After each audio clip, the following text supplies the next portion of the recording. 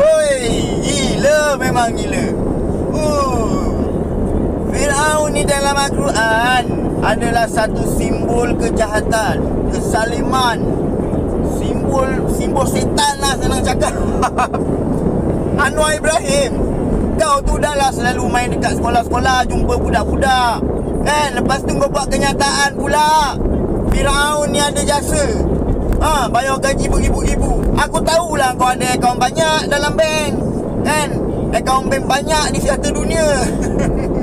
Janganlah sampai kau nak cakap Firaun tu ada jasa pula kan. Firaun ni saka baka dia siapa tau, saki-baki baka dia tu siapa tau. Ni setan Yahu. Setan Yahu tu saki-baki Firaun. Setan, jahat, zalim. Macam mana kau dalam Al-Quran menyebut Firaun ni adalah satu simbol kezaliman, kejahatan, kau boleh menyebut adalah satu simbol jasa yang perlu kita ingat? Sesat. Weh, bahaya kau ni Anwar, bahaya. Istighfar, astagfirullahalazim. Hasbunallah wa ni'mal wakil.